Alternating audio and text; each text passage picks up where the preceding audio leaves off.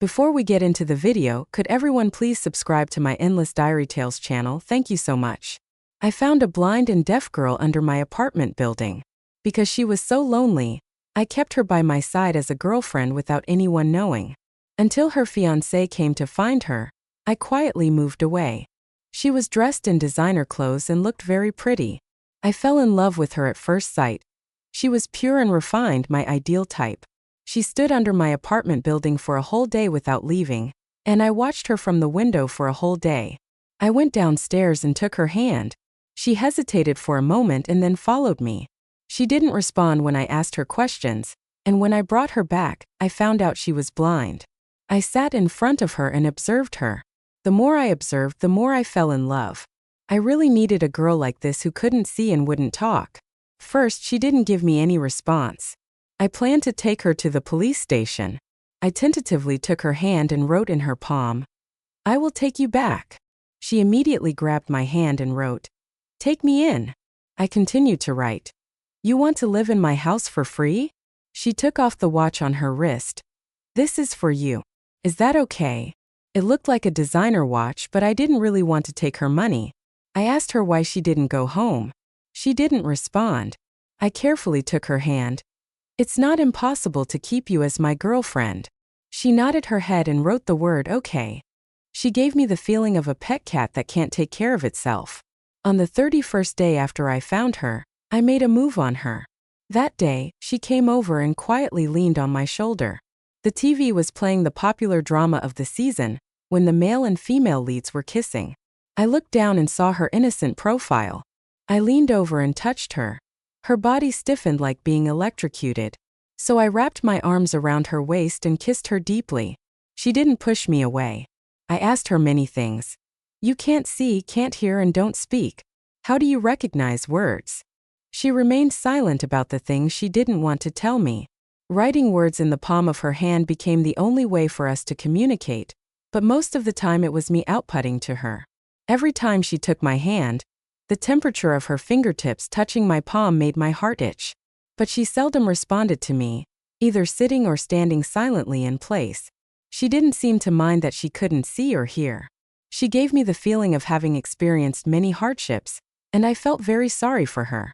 Since the switch was turned on by the kiss last time, I didn't have so many scruples. Anyway, she couldn't see.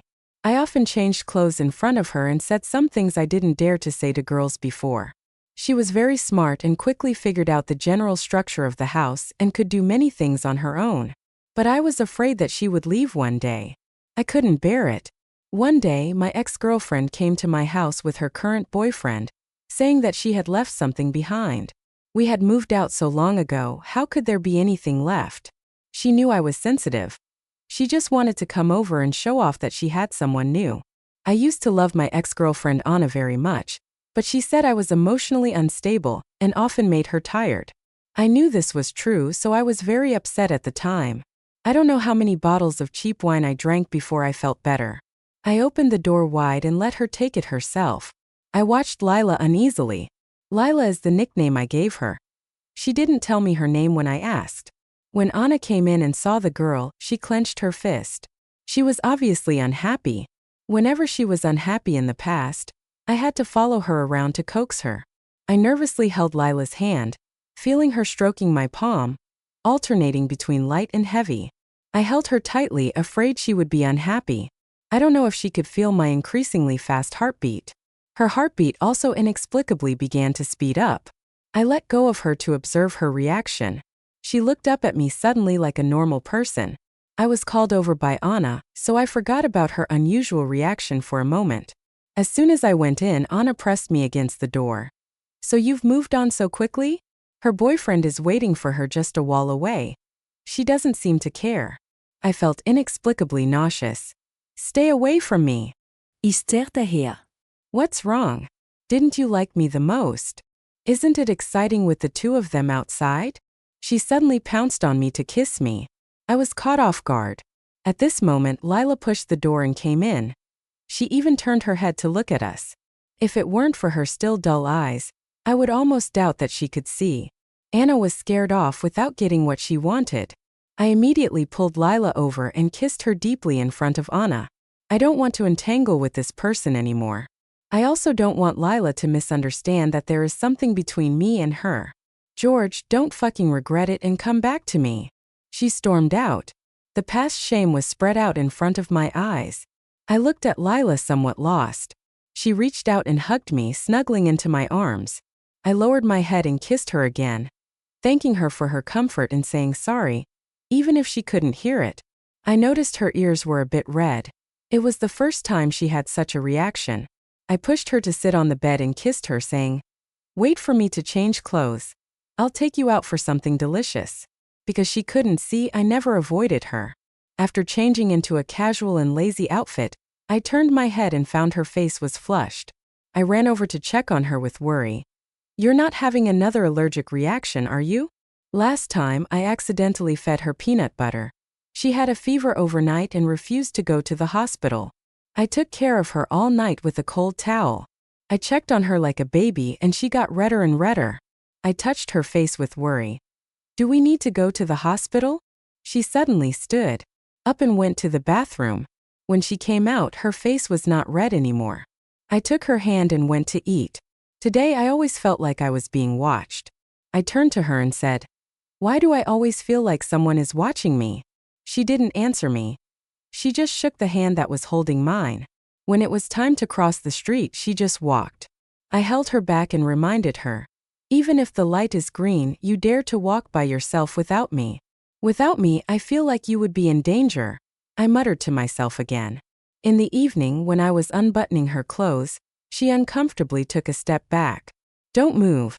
The pajamas are too small, the buttons are tight. I can't undo them." She obediently stood still. She always sleeps holding me at night, one leg draped over my waist, holding me tightly. Sometimes when I wake up in the morning, she is lying on top of me. She can't talk, and I don't know if her body is uncomfortable somewhere. Maybe she was a bit tired today. She put her leg up as usual and fell asleep. She didn't sleep well tonight, and I struggled to fall asleep. In the morning, as usual, I kissed her and noticed a slight blackness under her eyes. I reached out to touch it, and she suddenly opened her eyes and looked at me blankly. If I didn't know she was blind, I would really think she was looking at me. She reached out and wrapped her arms around me, turned over and pressed me to the side. Because she couldn't make a sound, she hummed twice and fell asleep again. I closed my eyes and didn't want to wake her up again. As time went on, she became more and more accustomed to my home. She could even take out the trash and peel apples. I was afraid she would cut her hand, so I took the knife away. She reached out in the air, didn't catch anything, and then got angry. But I was by her side and she could catch me. She pulled my arm and bit me on the neck. I was shocked and stood still. I could only let her do as she pleased. "Why are you biting people? Are you a puppy?" The corners of her mouth clearly hooked. "We are more and more like ordinary couples. I am becoming more and more dependent on her mentally. Anna came to me many times. She wanted to get back together." "What are you doing with someone who is both blind and deaf?" "George, I broke up. Can we get back together?" I looked at her with contempt. "Even if she's blind and deaf, she's better than you, Anna. I really loved you before, but now I really don't." Suddenly, someone bumped into me from behind. I was about to get angry and then I saw Lila. She was holding a garbage bag in her hand. This is indeed her usual route to throw out the trash. "Baby, how did you get out here?" I pulled her and wrapped my arms around her waist. "Anna, I love her now very much. I will cure her in the future no matter what it takes. So don't come here anymore. There's nothing left for you in this house."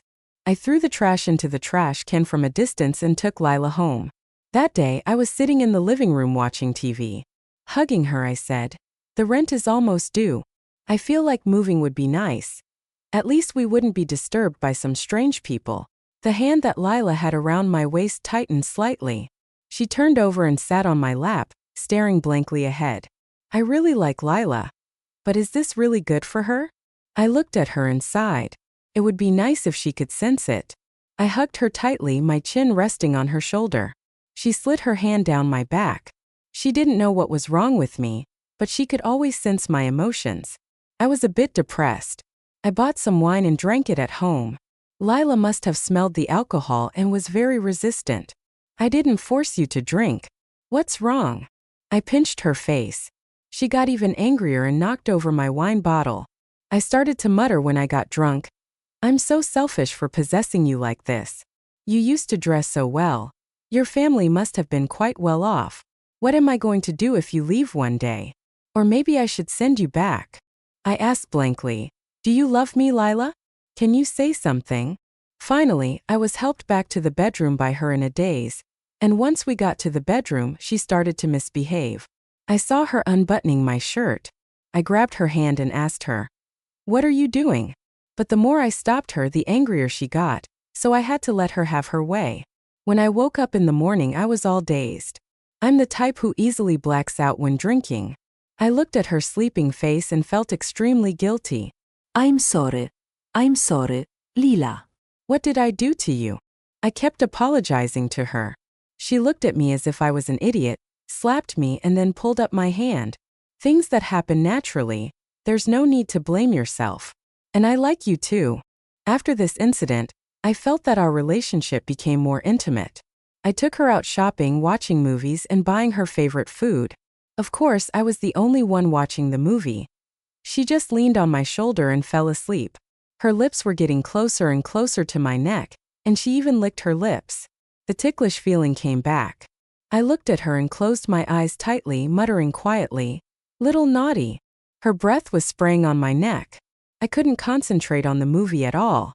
In the second half, I just copied her, letting her feel my discomfort. But she thought I was playing with her. Maybe because it was the first time she kissed me actively, I was a bit dazed after leaving the cinema. I left her at the door and forgot to hold her hand. I reached out and grabbed nothing. I turned back and saw her being bumped around at the entrance of the cinema. Looking from a distance, it inexplicably made my heart ache. I ran over and pulled her to go. "I'm sorry," I said to the air. She just wouldn't go. Her face told me that she was angry. She wouldn't go no matter how much I pulled her. I didn't know how to coax her. I simply wanted to pick her up and go, but she resisted fiercely. "Then I'm leaving, you can stand here," I wrote to her. I shook off my hand even more angrily. I just stood by her side, observing her reaction. She stood there with her face up in pride. Her cold eyes made me feel a bit guilty. I surrendered and carefully hugged her. "My job is to take some online designs. I don't like to go out to work because I have a good cooperation with several companies. The income is also considerable. Because she was here, life was going smoothly. Just when I was full of confidence and wanted to have a long future with her. Her family came to the door. "She's called Willow, my fiancée." The stern man looked at me with a hint of anger. "Give her back to me," the man said, and was about to rush over to beat me up. I was stunned, standing still. Lila immediately blocked in front of me and pushed him away. "Don't touch him," she spoke. I was surprised and took a step back, watching her speak. She turned around in a panic, pulled my hand, and said to me, "Listen to my explanation." When I broke free from her hand, I saw despair in her eyes. She still didn't give up and begged me, "Wait for me, okay? I'll explain to you." Willow was quickly taken away by her family. I looked at the traces of her all over the room, only feeling an emptiness in my heart. I was scared I was not good enough for her. But I couldn't stand the room without her even more. I packed up my things and returned to my old home. My parents passed away when I was young. I was raised by my grandparents, but they passed away not long ago. I suddenly came back, which was a bit strange to the neighbors. At dinner time, a few neighbors who had a good relationship with my grandparents brought me some food. Fortunately, they didn't ask me why I suddenly came back. The next day at noon, someone knocked on my door while I was in a deep sleep. I walked over in a daze to open the door. The person outside the door was Lila's mother. I suddenly got a bit nervous and immediately lowered my head, but she gently grabbed my hand. "Child, can you help my daughter? Whatever conditions you put forward, I will agree." I was a bit at a loss looking at her. I invited her in and poured her a glass of water. She continued to say her marriage with her husband was arranged. Because the marriage was unhappy, it hurt the child. 2 years ago, Lila's father had an affair outside, which was discovered by Lila. She also found out that her father had brought his illegitimate daughter into the company. Her parents had been pretending to be a loving couple in front of her to ensure her healthy growth. When the dream shattered, reality was in front of her. She couldn't stand it and gradually became mentally abnormal. Her father not only didn't care about her, but also forced her to marry the nephew of the mistress. But Lila was very resistant. The mental torture made her vision and hearing gradually decline. The doctor said it was because she had been under some kind of suggestion that she would be like this. Every word the aunt said seemed to stab me in the heart. Why doesn't she speak? I asked. Her mother said. She blames us for betraying her, so she refuses to speak again. The aunt added. Can you help her? Her mood is even lower when she comes home, saying that we have hurt her again. Her father doesn't care about her anymore. I can't live without her. I only have this one daughter, the aunt begged. She was about to kneel as she spoke. Aunt, don't do this, I said, quickly helping her up. Let me think about it again. When she left, she was wiping her tears and sighing, which made me feel heartbroken. After a brief relaxation, I went back. I just arrived and saw the person I hated the most. You thought she was a treasure, didn't you? Didn't expect that she has a fiancé. Anna blocked my way. You're pretty hardworking waiting here just to tell me this, I said, preparing to leave. She grabbed me. Not only that, I was the one who notified her family to pick her up. Anna, if you have something against me, come at me. Don't hurt Lila. The only reason I had left made me restrain myself. George, don't think about getting rid of me. She glared at me. Suddenly behind her I saw Lila. Lila walked over and slapped her. Anna suddenly looked up and saw her. Her anger subsided a lot. Apologize, Lila said coldly. Just as Anna was about to say something, Lila said again, or I'll ruin you in the future. Her eyes were very cold, the same look I saw last time in the bedroom. After Anna apologized, she turned and ran away. I was about to speak when Lila fell towards me. Between the touch of our skin, I was burned by her. The apology was stuck in my throat. Why is it so hot? I said. She didn't answer me. Why do you treat yourself like this? I looked at her with heartache. Her weight on me became heavier and heavier and finally she fell. I nervously called an ambulance. When she was sent to the hospital, she tightly held my hand and didn't let go. The nurse said to let her hold it. She had a high fever, and the phone in her pocket kept ringing. I saw the note was from Mom, so I answered it. In the end, the two of us stayed with her in the hospital overnight. When I woke up in the morning, only she and I were in the ward. She was staring at me with her eyes open. I don't know how long she had been watching. I just got up and touched her forehead. She took the opportunity to hug me tightly. Lila, let go first, I said to her. She raised her head to reach my lips. Be good and let go first, let me check, I comforted her. Don't leave me. Her voice was very small, making me feel heartache. When did you get better? I asked her. When your ex-girlfriend came, she finished speaking with a somewhat nervous expression, observing my reaction. I shouldn't have lied to you. Don't leave me. She finished this sentence and her eyes reddened. I looked down and didn't look at her, suddenly remembering the day I was changing clothes in front of her. I really wanted to find a hole to drill into. Let go first, I said. I won't let go even if I die, she said. Are you stupid? What if I lie? If you just want my money, it would be easier for me, she said. When her mother came in, she saw us having a hard time separating. I was so scared that I immediately jumped off the bed. She was afraid that I would leave again, so she quickly sat up, frowning at me. Let go first, I said to her. She looked a bit wronged. I looked apologetically at the aunt. She smiled knowingly.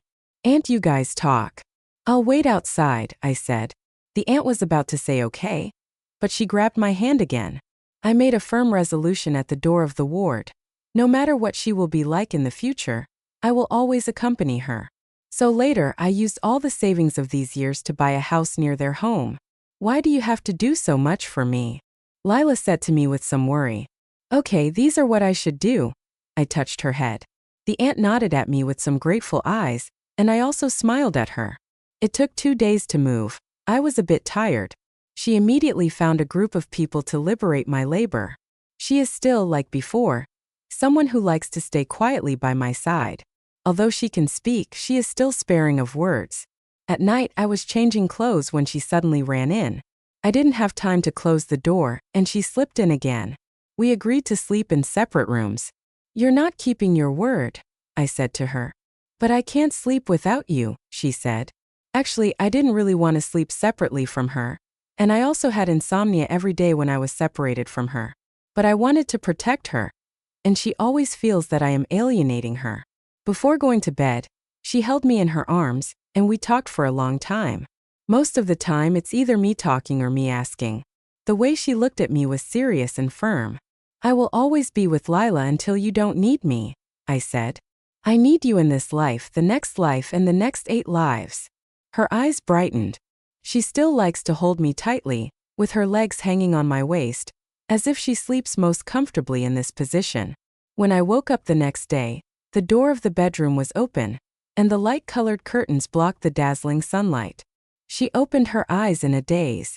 I had just finished cooking and returned to the bedroom, touching her face. She woke up immediately, took a look at the clock on the wall, and saw it was already 3 o'clock. She was a little embarrassed and looked at me innocently. Then she raised the corner of her mouth, leaned over, and kissed me again and again. "Little lazy pig, I couldn't wake you up no matter how I kissed you just now," I said. She was a little embarrassed and a little moody. She looked good today. "I made something delicious, get up and eat," I said. After eating, the aunt called me out alone and said, "George, Auntie really appreciates you." Her eyes were a bit moist. I haven't seen her so happy in a long time. I originally wanted to divorce, but the company was created by him and me. My family is well known in the industry, and many investments were pulled by me. There is too much of my hard work in the company. If I don't give this to her, I won't be at peace. His grandfather is abroad. I rarely tell them about my grievances, so they don't know. Everything was going well. Willow was also doing well in the company, but her dad insisted on bringing that person to the company. I looked at her with some heartache. "Can you help me persuade her to return to the company?" Auntie finished speaking and left. "You have your own considerations. It's okay if you don't want to persuade." After sending her mother away, I opened the door and saw her standing behind it, which scared me. "Shall we go back and try?" I said to her. She smiled and said softly, "With you by my side, I'm not afraid of anything." During the time she left, her father's illegitimate daughter was thriving in the company. That person's assistant happened to be the person who claimed to be her fiancé, named Makoto. On the first day at the company, he came uninvited to provoke us. "Willow, do you really think I care about you? How could I like a madman?" Makoto said. "Do you think too highly of yourself?" I was about to beat him up but was held back by Lila. She said, "Do you deserve it? You think you can show off here by relying on some unclean people? An illegitimate daughter is always an illegitimate daughter, and can never be on the table. As for you who are pretending to be powerful, you will pay the price for today's arrogance sooner or later. This is a company, not your playground." Probably not expecting Lila to fight back, Makoto left a little guilty. "So our Lila can actually fight back." I touched her face, held her tight, and let her know not to be afraid. After staying with her in the company for almost half a year, I finally understood why she was like this. Because her father didn't treat her as a daughter at all. He openly held a birthday party for his illegitimate daughter in the company. During meetings, he always praised the illegitimate daughter and suppressed Willow. He didn't give her opportunities and even deprived her of chances. He always gave her the hardest mess and the most beneficial projects to the illegitimate daughter. But this actually didn't trip Willow, who has the blood of 3 generations of business flowing in her veins. Instead, it raised his beloved illegitimate daughter into a waste who opens her mouth for food and stretches out her hand for clothes. During the days in the company, Willow and I often stayed up all night, ran one business after another, and cleared up one unclear relationship network after another. When the situation became a little clearer, we finally had a chance to catch our breath. Just in time, her birthday was coming soon, so I wanted to leave work early to give her a surprise. Unexpectedly, I met Anna at the gate of the community. "Anna, are you finished?" I clenched my fist. "George, I know I was wrong. Please, can you leave that cripple and be with me?" She said. "Who are you scolding?" I was so angry that I let go of her and walked towards the community. She caught up again. "Then you give me a breakup fee to make up for my loss. I have a headache." I never thought she would say such a thing. Okay, how much do you want? I will give you all. From now on, you will never come to me again. I took a few steps back. If I'm too close to her, I will suffocate. 20,000. I want cash, she said. I'll give it to you tomorrow. I'm very busy today, I said. No, today or I'll bother you every day. I don't understand how it developed into this. In desperation, I went to the bank with her. I just want everything to end quickly. Lila is so hard now. I don't want to affect her. When I came back, it was too late for Lila's surprise. I went to the cake shop to buy a small cake and went home. When I opened the door, I found that Lila had already come back, and the atmosphere in the room was inexplicably oppressive. I walked over and put my hand on her shoulder, and she pulled me over somewhat violently. A strong smell of alcohol rushed into my nose. I turned my head sharply and saw a row of wine on the table. She had drunk a little of each. She slapped me. Where have you been? I bought you a cake, I said. She glanced at the cake and said, what else? We just looked at each other. She was falling apart. This is the first time I have seen her like this, knowing that I have caused trouble again. I'm sorry, I said apologetically. Tell me, why did you get in the car with her? Where did you go? What did you do? For every sentence she said, the hysteria in her voice became heavier. I hugged her nervously, trying to explain to her. Did you finally find out that I'm really a madman? Am I making you tired? Are you planning to abandon me again? She was very talkative today, probably because of the alcohol. She didn't give me a chance to explain at all. Willow. I called her and she was stunned. I love you, only you. I don't think you are a madman. Being with you is the happiest thing for me, and I won't leave you alone. Do you understand? I said. She burrowed into my arms and sobbed softly, venting her emotions like a child. I originally wanted to give you a surprise, but Anna came to trouble me again. So I went to the bank with her. I don't want her to disturb us anymore, I said. I'm sorry. I apologized to her. Makoto sent a few photos to my company's mailbox. I couldn't control my emotions. She held me tightly. When I felt she was quiet and about to fall asleep, I patted her on the back. Get up. Are you hungry? I'll cook for you. She not only did not let go but hugged me tighter and took a deep breath in my arms. I touched her head and got up to cook her a hangover soup. She kept hugging me from behind. When we went to bed at night, the two of us lay separately. I caught her back and held her tightly. I shouldn't doubt you, she said softly. But you have to tell me. Don't hide it from me. She muttered softly. I turned her over and kissed her, whispering, okay. 2 years have passed, she has suffered too. Much Makoto and his cousin are together in private, and they always come to show off in front of us. We almost eat and live in the company, and we are too busy to do anything. Look at these 2 projects, they just got started. I took the file and went to show her. She threw the file on the desk, got up and burrowed into my arms. Baby, she called me. I felt she was too tired. Go to the inner room and sleep for a while, I said. No, she said. She hugged me, leaned me on the desk and kissed me. I gently rubbed her eyes and looked at her with heartache. I made you lose weight. George, I want. She was getting bolder in front of me. On one hand, I felt that this was not good. On the other hand, I couldn't bear to let her down. I sighed. She succeeded and looked at me with a smile. My hand was on her thigh, and I held her back to the room. After a struggle for the great cause of mankind, I said, let's rest, Willow. Call the wife and let you sleep, she said. Wife. I called out, and her ears and neck turned red. I left here. You are inexperienced and love to play. She was angry and tossed me for a while, and then got up to wash. Before the shareholders' meeting, her father came to find her. He lowered his head with an unclear mood. You have to work hard. Dad also thinks highly of you. Willow smiled but did not respond to him. I knew that even if she didn't say it, she must be very upset in her heart. I touched her face. She hugged me to calm her mood. I kissed her nose. It's okay, I'm here. She hummed in a muffled voice. She was hugged and sat on the desk again, and she was never tired of this posture. Baby, she leaned in. Give me a kiss. Soon, the company held a shareholders' meeting. Auntie released the news of Willow's father's affair, and with the help of her grandfather abroad, most of the votes at the shareholders' meeting leaned towards Willow.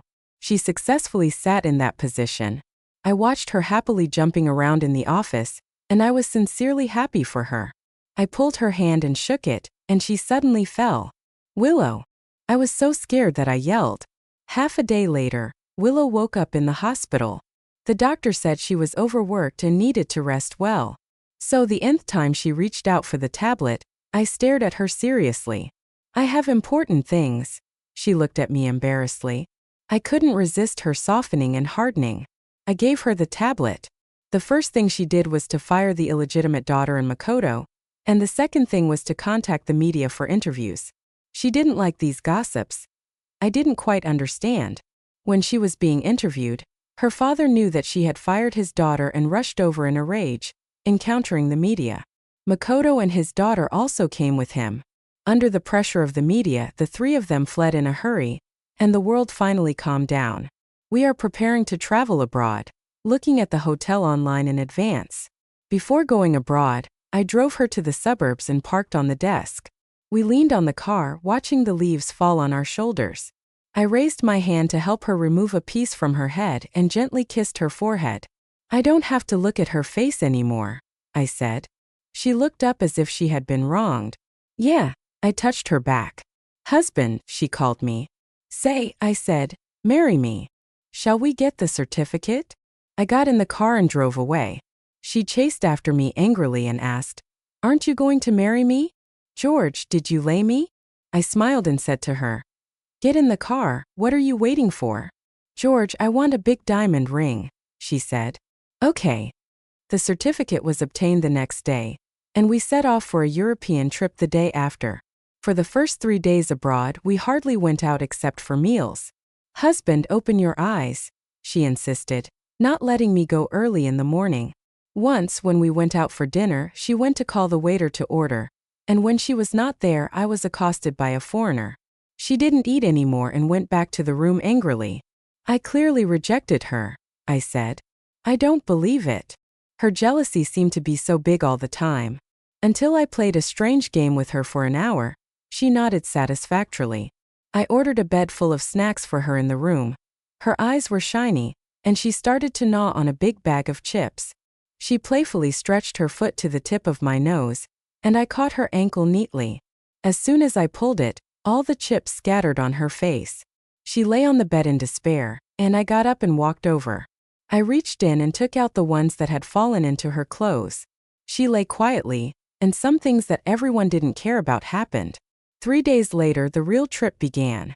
We saw all the beautiful scenery and took many beautiful photos for her. She said, It's so beautiful. I turned my head and my eyes fell on her. Not as good as you. When we went, there were 2 people. But 3 people came back. 3 years later, in the president's office, I looked at the little guy crawling on the desk, feeling unreal. Since this little guy was born, my family status has been directly ranked last. The child flapped his arms and shouted at me, Dad, Dad! I couldn't help it. I hugged him and kissed him. You are so cute that I lost favor. Willow and her mother came in talking and laughing, and the child fell asleep on my chest and abdomen. I heard the door opening. As soon as I stood up, the baby woke up.